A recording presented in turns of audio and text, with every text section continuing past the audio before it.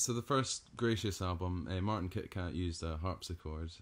Was there any influence behind the harpsichord, or was it just the classical style of him and the classical style of the band? Well, the harpsichord was near to him because he'd been trained classically, and I guess that's one of the keyboard instruments that you get trained on or with. But we just fancied the sound. I think we were obviously influenced by the different sounds of the time, and there were our yeah, other bands that were using new sounds, as it were. So that's where that came from, I think. And how did you take the harpsichord on touring and stuff like that? Because you had songs like Introduction where it was kind of needed, and Fagin D minor. I don't know if you played that live, but that was a key instrument in it. Well, it's a combination of the two. We didn't take a harpsichord with us. We had mostly the mellotron in the early days. We had an e piano, electric piano, a Hohner, I think, which we kind of sort of converted the sound a little bit, took off some bass and put some more mids in to make it sort of more harpsichordy. There were these things available in 1969, 1970, also foot pedals and stuff, to give it that sort of feel. And later, when we got a mellotron, I think the harpsichord the sound was in the mellotron, but don't quote me on that one. Uh, if it was at all impossible, just couldn't recreate it like you just said, the introduction, then we didn't play it. You didn't play it, all right? Because No. that's kind of one of your most popular songs. Yes, I mean, we're going back now a few years. So we're going about 50, 55 years. So my memory is not as brilliant as it used to be. Brilliant. But we tried to play everything that we could, and if Mm. it was not possible, then it was a five guy decision. We'd all say, well, shall we, shan't we? And keyboard Martin would say, I can't do it, so therefore we wouldn't have played it. So, that's how that one would have gone. And what was your writing relationship with Martin Kitcat like? Because your kind of pop style meets his classical style, and it's interesting to see how that blends. Yeah, well, I mean, I grew up with the Beatles. I mean, I was lucky enough to be right in the middle of that when the Beatles were top of the musical world, really, and still are. If one wants to be honest, they've achieved that status up there, and the rest are down here. The Rolling Stones, they all start down there.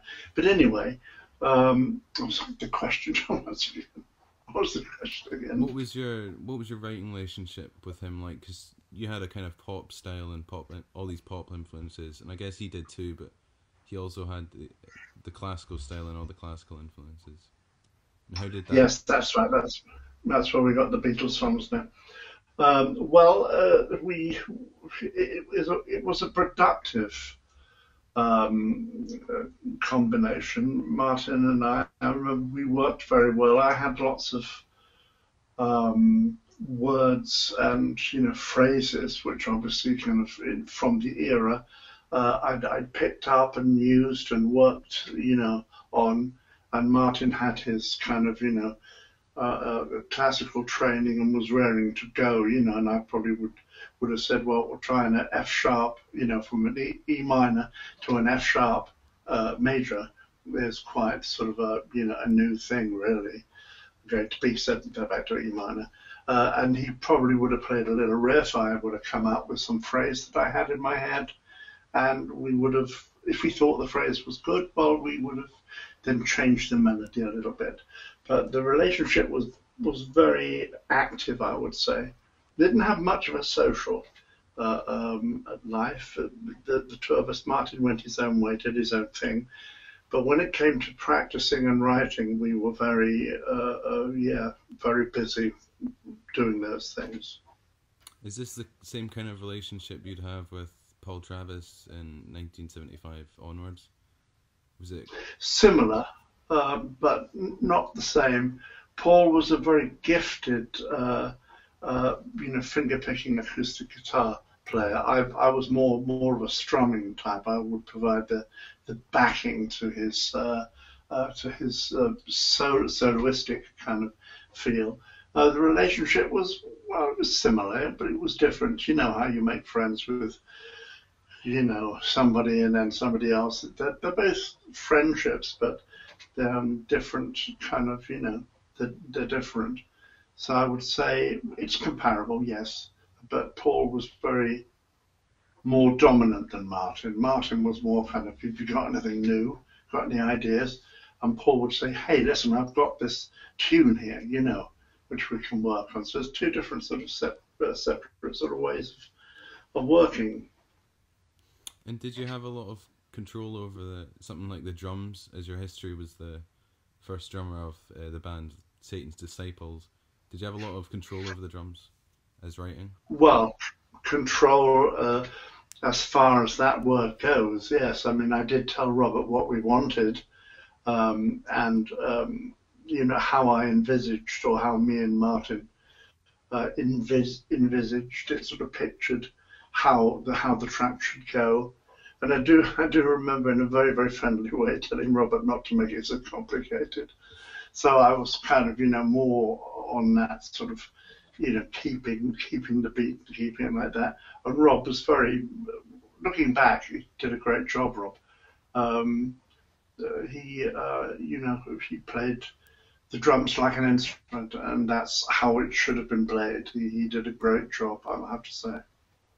I've read for the second Gracious album, This Is Gracious, that it was more of a, not to say that the first album was just you and Martin Kitcat's complete input, but the second album was more of a group input where Tim would edit some little bass parts here and there, and Robert he said he had more freedom with the drums. What do you think about that? Well, I agree with him. It was, the first LP was a kind of more strict.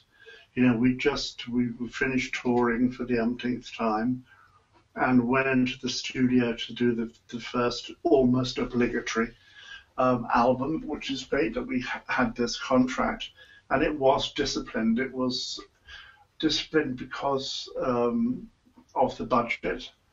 The record company says, okay, we'll make an album, but you've only got X thousand pounds, so use it wisely, boys.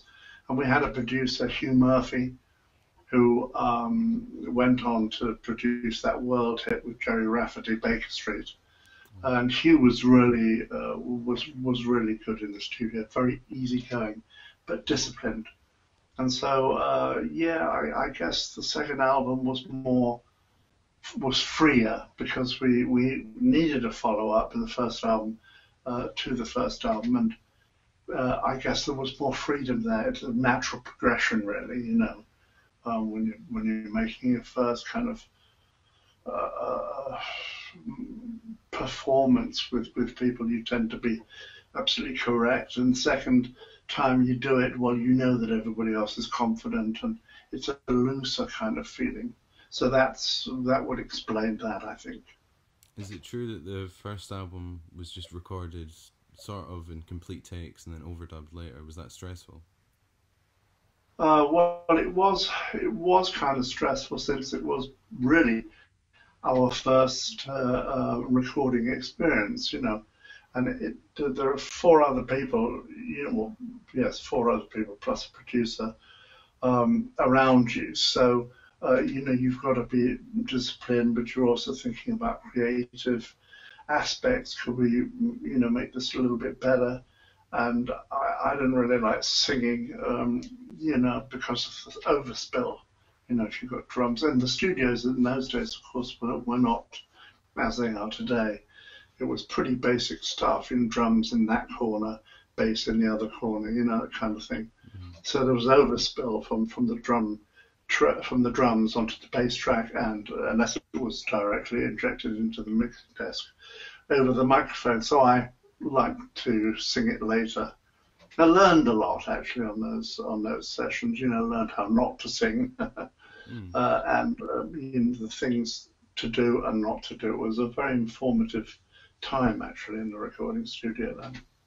How did you feel about your singing on those albums? Because I've read a lot of unneeded kind of criticism towards the singing being felt out of place at times. But how do you feel about your singing in those albums? Well, I mean, what should I say about my own performance? Difficult to say. There are some things that I would have sung differently, looking back, and some other performances I'm proud of. But I've always been one for sort of, well, could we make that better? That I've not been one for saying that's it. I couldn't do it any better. It's great as it is. I've never been like that, and I guess I never will be. I always look for improvements, but that doesn't mean to say I'm not happy with what has been decided. Otherwise, I could run my life, being frustrated and disappointed at every turn. But you know how it is. You tend to be more critical of yourself, I think. You know, until you get to that point where you think, hey, it's okay, man. You did good. So Mm. I would say 50-50. Yes, there are some things I could have done better, and but in general, I'm happy with the way it turned out. Do you remember the Hey Jude kind of little excerpt in the Dream? Because I've read every review and they all love that. What was it again? The Hey You in Hey the you. Dream. You just scream Hey You and then you start singing a little bit of Hey Jude by the Beatles. Hey you! What about that bread you owe me? Hey you!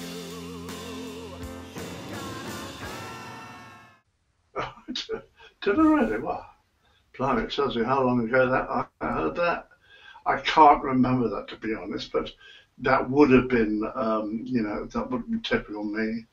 I was never really one for the discipline books. I had enough of that at school, and to have something like that on tape sounds like me.